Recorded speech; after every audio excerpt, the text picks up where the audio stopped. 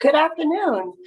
Thank you so much for joining us today for our financial fitness series. We are on our third part of the series in honor of Financial Fitness and Awareness Month. We have our community partners here from Cal Coast Credit Union. I'd love to introduce you to my friend and colleague is Josh Antis. Josh Antis is manager over there at Cal Coast Credit Union. Thanks for joining us. Absolutely. Thank you for having us. Yes, thank you. Yeah, so like Gloria said, my name is Josh Antis. I'm in the Community Relations Department. My official title is Financial Education and Community Partnerships Manager. It's a long title. But my job is basically to kind of be the liaison between our partners in the credit union. And Gloria and I have been working together for many years now. We're excited to bring this series to you. So before I introduce our presenter today, I just want to mention a couple of things. Cal Coast is not for profit, and our main goal is to help the community. And our mantra is kind of people helping people. And one of the main things that we do is financial wellness and financial literacy. So if you do have any questions in regards to anything related to finances, not just credit scores, you can contact us in any way that you like. You can go to a branch, go on our website, give us a call, send us a message on social media. There's many different ways to contact us.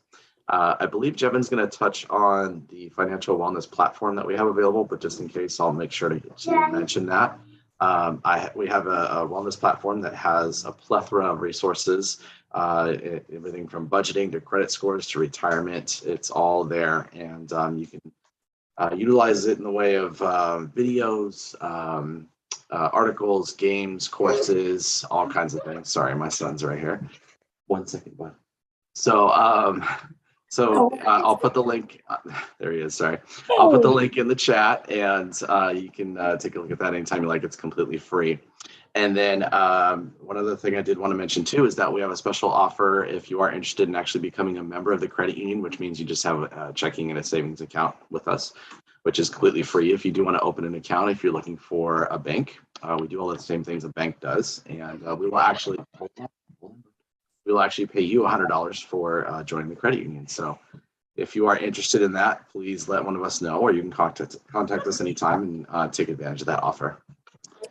Hold on. Hi, Jameson. Thank you so much for joining us. Say hi. Yeah. Okay. So with that, I'll go ahead and turn it over to Jevin Boyer. Jevin is a financial fitness coach with Cal Coast. He's been with Cal Coast for many years. He'll tell you his story, but excited to have him here today. So apologies for the interruptions. And Jevin, go ahead and take it away. Well, thank you, Josh. I appreciate it. And thank you, everyone, for participating today. I'm really excited about this particular presentation. This is one of my favorite ones that we do. And because there's so many useful tools that we can learn from this presentation. So a little bit about myself. I've been in the financial industry for 20 years. I started as a teller. I got to work with my members, became a banker where I got to process loans, became an assistant branch manager and help coach people, and eventually became a branch manager and learned that that job actually has a lot more to do with community relations. Now I got to take all of that experience and I get to work one-on-one with the members, and I really love it. I get to bring all the expertise and the good things I've seen, the tougher situations I've been through, and try to bring the best presentation I can to our members. And once again, credit scores is one of my favorites. I'm a certified financial fitness coach with California Coast Credit Union. So we'll go ahead and just jump right in today. So what is a credit score? And how does it affect you? How do you manage your credit score? Those are the key things we're going to talk about today. What affects your credit score and how to maintain a high score.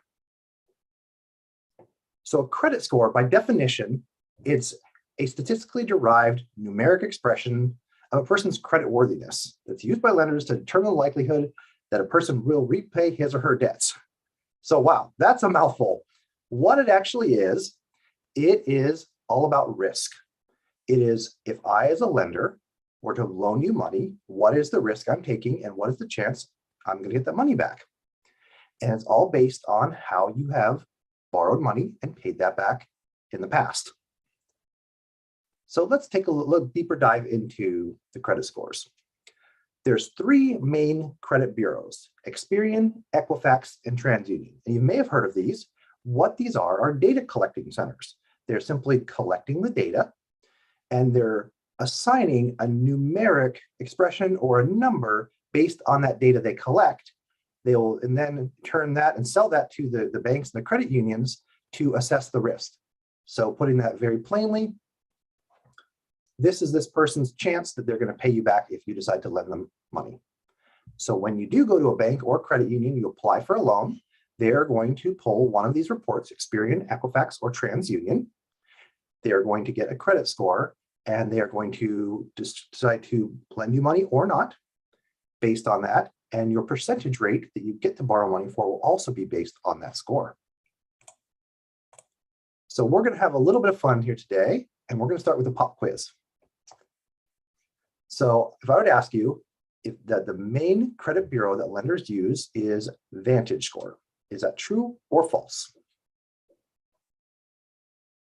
So the answer to that is false. FICO, which you've probably heard of, is the main credit feature that lenders mostly typically use is FICO score. So what is FICO? FICO is the measure, again, of the credit risk. So FICO stands for Fair Isaacs Corporation. It was established in 1956, and it's used by almost all of the financial institutions. 90 to 95% of the largest financial institutions use FICO, and that's why we're just so familiar with that term. We assume a FICO score is your credit score, but in fact, it's just the main scoring model. There's a couple other scoring models that they use, like Vantage Score, for example. If you use Credit Karma, if you're familiar with that one, Credit Karma tracks your TransUnion and your Equifax reports, and they use a Vantage scoring system. So what's most important, though, is that you have the information on your credit report and you make sure there's no errors on there. Don't be too caught up with the score, but we're going to show you some tips and tricks to improve your score as we go. So one more pop quiz for you. And if I were to ask you if too many addresses will negatively impact your score, drop your score, true or false? And the answer to that one is false. Your number of addresses do not actually affect your score. So what does affect your score? Well, this is the breakdown, and I'll give you a minute if you want to kind of write this down. I like to draw 5 little lines. Payment history is 35% and the largest piece of the pie. And very specifically, it's your payment history within the last 2 years. The next biggest piece of the pie is how much is owed. And that's very specifically on your credit cards. So 30% of the breakdown when determining what your credit score is how much is owed on your credit cards. 15% is your length of credit history. 10% is when you apply for new credit. And then 10% is also other factors, which we're going to jump into. What I'd like to do is spend a couple minutes jumping in, breaking down each one of these. So let's start with the biggest one first. 35%, or 1/3 of your score, is based on your payment history, and again, specifically within the last 24 months. If you ever monitor your credit report, you're going to see what's called a payment calendar. And if you make your payment on time, you get a green check mark or green circle. But if you have a late payment, and not just a few days late where sometimes you get a late fee, but I'm talking about a 30-day late payment or 60-day late payment, what you're going to see is a red X on your credit score. If you have a credit score of 700, having one 30-day late payment could drop your score by 40 points. And it would take you those 2 full years to get all those points back, a couple points a month, by making your payments on time. So if there's a couple things you get from this meeting is make sure you know when your payments are and make sure you don't have any late payments, and definitely make sure you don't have any 30-day late payments. Again, talk to your lenders. If you're struggling right now, call the lenders, talk to them. They want to hear from you. Don't be ashamed. Don't be embarrassed. A lot of people go through the struggles. Please call the number on the back of the card. Tell them what you're working on and see what they can do about making some kind of a payment plan so you do not have late payments. The next biggest piece, 30%, is your credit card balances. So let me give you an example. if you have a credit card with $1,000 limit and you owe $500 on that card, you owe 50% of the limit, or half. 30% of your score is based on making sure those limits stay low. And the magic number is kind of 30%. I'll just put that out there for you. If you're ever wondering, hey, should I use my card? Should I pay it off? You want to make sure you never owe more than 30% of the limit on your credit card. Now, I'll give you a couple tricks here. There's something called a reporting date, and there's something called a due date. Well, most of us are familiar with the due date. The due date, of course, when our credit cards due, the payments due. But the reporting date is that one day a month that your credit card company will tell the credit bureaus, Experian, Equifax, and TransUnion, what the balance is as of that date. So again, let's say you have that $1,000 credit card, you owe a balance of $500 on it. And I'll just give you an example. At California Coast, all of our credit cards are due on the 25th. That's the due date. But our reporting date, we report at 4 a.m. on the 1st of every month. So if you pay your card off on the 25th, but you use it between the 25th and the 1st, it's that reporting date, the balance on the 1st is what we're going to use to tell the credit bureaus how much you owe. And if your balance or usage is higher than it was the previous month, your score goes down. If your balance is lower than it was the previous month, your score goes up. If you ever look at your credit reports, you can find that reporting date and you can have that date in the back of your head, so you can always make an extra payment. The last thing I want to talk about in this category is do not close your cards. And the reason I tell you that is because let's say that you have 3 cards that have $1,000 limits. And again, you have that one card with $500 limit. Well, now you have only owe $500, but you have a total availability of $3,000. So now you have a much lower usage. So if you have any cards you've had for a long time, make sure you don't close that out so you can have the highest availability as possible. The next piece I want to talk to you is the length of credit history. So 15% of your score is based on the length of credit history. Again, we're always going to go back to those payment calendars because that tells the story. So let's say, for example, you have a credit card that you just don't use anymore. You stopped using it, expired maybe a couple of years ago, but you still see it on your report. If you've never had any of those late payments we've talked about, that positive history will stay on your report for 7 years from the time the last payment was made, looking positive and letting future lenders see how you've managed your credit. The same information also stays if you've had late payments or you get those red X's on your credit report, that will remain on there for 7 years after the card is closed. So the long story short, do not close the cards you've had the longest, because what that will do, that will decrease your average length of credit history, which is 15% of your score. And I'll just give you a quick personal example. So I have a Home Depot credit card that I've rarely used. I got it when I bought my first house 15 years ago. But what I do is I make sure I go use something, even though I don't go there very often, I go buy a water filter every 6 months. That keeps that payment history active so it doesn't close on me, because I don't want to lose all those great years worth of payment history. So again, make sure you know which credit cards you have. Check out your credit report. If there's any credit cards you haven't used in a while in the last 6 months, go buy something small and pay it off right away, and maybe keep that history active. 10% is new credit. Now I want to spend a little time on this one. Most of us have probably heard the difference between a soft hit and a hard hit. A hard hit on the credit is when you actually apply for a loan, auto loan, credit card. Maybe you go get a new cell phone and they run your credit, or you apply for a new apartment and they run your credit. Anytime you ask a company to pull your credit report, it's going to cost you about 3 to 5 points on your score. You're going to get those points back after 1 year, but you're going to see that report for 2 years on the credit report. Now, the difference is on a soft hits happen all the time. And they're the advertisements you get in the mail. Lenders you want to use that information, use your credit score to try to identify ways to sell their product to you. The soft hits don't cost you anything. You won't really ever see them, but that's part of how advertisers send out the mailers to you and target you to pull your credit report. I do want to go back to those hard hits for a minute.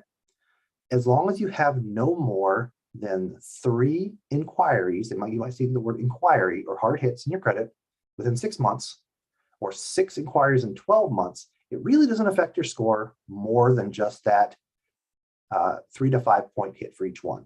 There's a couple exceptions. You might see that on there. Car loans or mortgage or student loans. Sometimes there's a few exceptions. So I'll give you an example. Let's say you go to a car dealership to go buy a new car, and you're doing the test drive, and they're working in the office, and they're spending a lot of time in there. You wonder what they're doing. What they're doing is they're actually calling every bank in town. They're calling us. They're calling Wells Fargo and Chase and Bank of America and Mission Federal Credit Union. They're calling all the different financial institutions trying to get you the best rate. Well, that's a nice thing. But the problem with that is they're also sending your information, and each one of those banks and credit unions is doing a hard hit on your credit. And you're going to drive off the lot with a new car. The next month, you're going to check your credit report, and you're going to see, maybe 20 or 30 points off your credit report for all those inquiries. So one thing I recommend, we have something called Drive Your Deal or pre-approval. You can simply get a pre-approval, get the financing done before you even go on the dealership lot. It takes that decision fatigue out of it, and you can just get the car you want without overpaying.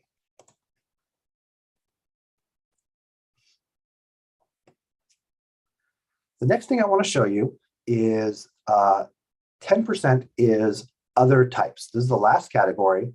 The last 10% is your types of debts and the types of debtors. Why this is important. They want to see that you can manage both a loan and a line of credit, like a credit card. So for example, if you have an auto loan, of course you're going to make your car payment on time because you want to keep your car. But let's say you have a credit card and you go on vacation and you come back and you don't pay off your credit card. Well, they can't take your vacation back, but they can take the car back. So they want to see that you can handle both secured loans and unsecured loans. Another factor of this is, let's say you go to a high-risk lender and you're paying 29.99% on your credit card and a $100 annual fee. Well, why would you do that if you didn't have to? So not only is there's high-risk lenders out there, but if you have a credit card or a loan with a lower risk lender with a better rate, that tells a different story, that you are not desperate to borrow the money. It's a little bit of a fun knowledge test. Which one, A, B, C, D, E, or E, what does not affect your credit score?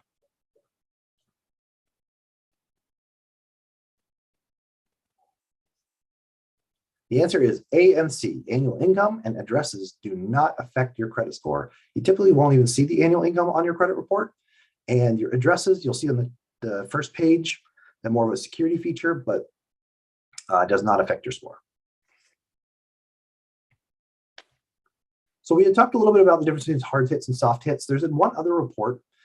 We have to use annualcreditreport.com. This one you can check every 12 months. So one strategy is maybe check Experian in January, TransUnion in April, and Equifax in August, something like that. And then multiple times a year, you can check for inaccuracies. You can check if there's any potential fraud. You can see the list of all the soft hits if you like. That's on annualcreditreport.com. But it's always important, if you're not monitoring your credit every month through something like Experian or Credit Karma, make sure you're at least doing this annually on annualcreditreport.com. Because the worst thing is not knowing something's on your credit report and needing to apply for a loan and not getting approved when you need it. We talked about this. Creditkarma.com they provide your TransUnion and your Equifax scores. They report every day, which is nice. They also break down that graph, that pie chart I showed you pretty nicely on there. Experian is the ones typically used mostly here on the West Coast. We only use Experian pretty much for car loans, for example. So if you apply with a car loan and you see an inquiry in your Experian report, but you don't see it on Equifax or TransUnion, it means that bank or credit union only pulled your Experian report.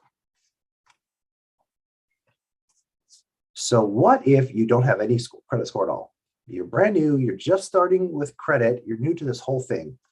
A couple things we might want to recommend is start by asking a family member if they could add you on as an authorized user on their credit card, maybe the credit card they've had the longest, and then they pay it off faithfully every month.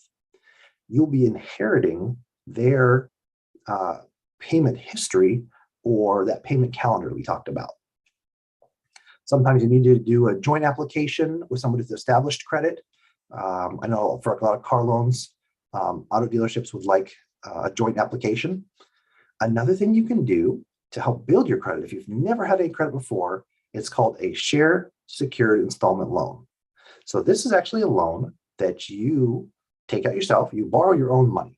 So for example, you take, say, $300 from your savings account, you lock it up for 1 year, you create a loan against it, and you pay yourself back $25 a month, for example. By the end of the year, you've paid yourself back that same $300. You get all the $300 back, but you've created a payment calendar that helps build your credit. That's a great product for people getting started because you will get approved. They don't even pull your credit. It's not an inquiry, so you won't get denied, and it creates that payment calendar for you. It gives you a loan that we talked about, and by having an authorized user would give you a line on your credit card, like a credit card. So we talked a little bit about how if you're brand new to credit, how you start building it. But now, as you keep going, how do you continue to build that credit? Well, you pay your monthly bills on time every single month. Do not charge more than 30% of your limit, again, on those credit cards, or make sure you always know what 30% of your limit is, and make sure your card does not go above that. Make sure you use your credit cards at least every 6 months. I gave you the example also, so don't close out on you. And of course, don't close the credit cards you've had for the longest. But ultimately, make sure that you're always spending less than you earn. It's so important before you even start the credit process that you know how much you earn, so you know how much you can pay back without having depending on credit. So today we've talked quite a bit about what affects your score and how to manage your score. And as Josh mentioned earlier, we have so many different resources out there. One that we like to use the most is called Enrich. So you can visit Enrich at calcoscu.enrich.org. It has all kinds of tools and courses if you want to learn about creating that budget, or if you want to learn about credit or buying a new home or retirement, any kind of financial wellness or financial course you want to learn about, you can find on Enrich. So it's a very powerful tool. And if you want to just get a little more information about working with us one-on-one and what we do, here's our direct contact information. My name is Jevin Boyer, my partner Carolyn Rose. My phone number is 858-467-7583.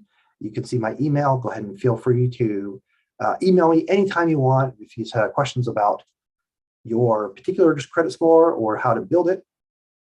And with that, I will turn it back to Josh and Lori. Well, thank you so much, and I really appreciate your expertise in this matter. I think that everybody could probably stand to watch this like once a week until they, grasp that while it's complex, it's easy to understand and easy to follow the rules. So thank you so much for your presentation today. I really appreciate it. And Josh, do you have anything else that you'd like to add before we conclude today? No, I just want to direct everyone to our website, calcoscu.org. That's where you can find all the resources we have available. And if you're interested in signing up, you can do that there as well. Thanks, everybody. Yeah, thank you so much. Well, I'm Lori Oldham with the Office of Student Affairs, and I want to thank you all again for joining us today.